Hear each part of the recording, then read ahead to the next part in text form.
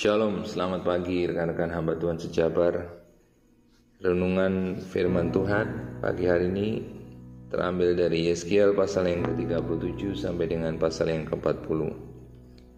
Judul dari perikop ini adalah Kebangkitan Israel. Allah yang kita sembah adalah Allah Israel, Allah Abraham, Ishak dan Yakub. Dan nama Israel sendiri adalah nama yang diberikan oleh malaikat Tuhan yang berkumpul dengan Yakub di seberang sungai Yabok.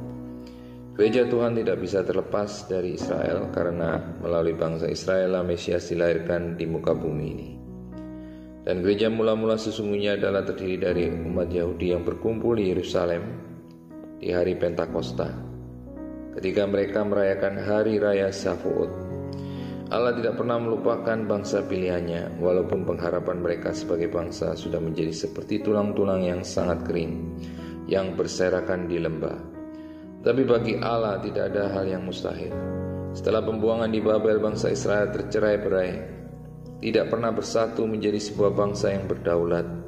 Dimulai dari pembuangan di Babel, Media Persia, Yunani, dan kemudian oleh pemerintahan Romawi, sampai di tahun 70 Masehi saat Jenderal Titus menghancurkan Yerusalem, dan bangsa Yahudi tersebar di berbagai penjuru dunia. Sampai di tahun 1948 secara mengejutkan oleh perbuatan tangan Allah, nubuatan penglihatan yang dilihat oleh Yeskiel mengenai tulang-tulang yang sangat kering itu digenapi, yaitu saat umat Yahudi kembali ke tanah airnya menjadi sebuah negara yang merdeka dan berdaulat.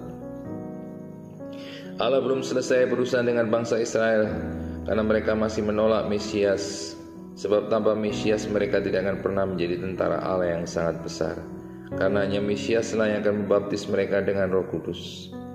Sebagai orang percaya kita tidak menganut paham replacement teologi, karena gereja tidak menggantikan Israel, walau mereka masih tetap menolak Mesias, sampai jumlah tertentu dari orang non-Yahudi diselamatkan.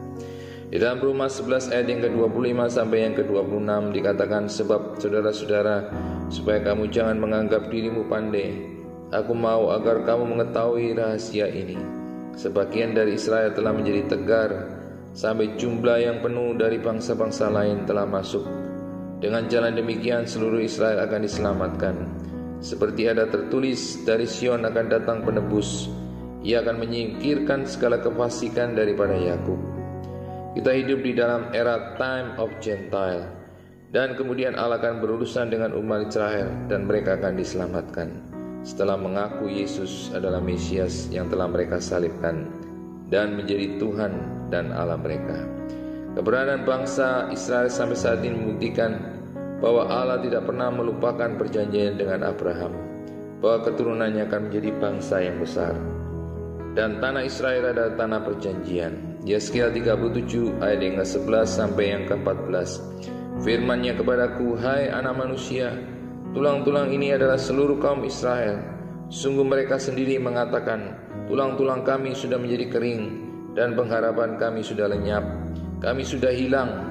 Oleh sebab itu bernubuatlah dan katakanlah kepada mereka, beginilah firman Tuhan Allah, sungguh aku membuka kubur-kuburmu dan membangkitkan kamu, hai umatku, dari dalamnya. Dan aku akan membawa kamu ke tanah Israel, dan kamu akan mengetahui bahwa akulah Tuhan pada saat aku membuka kubur-kuburmu dan membangkitkan kamu, hai umatku, dari dalamnya.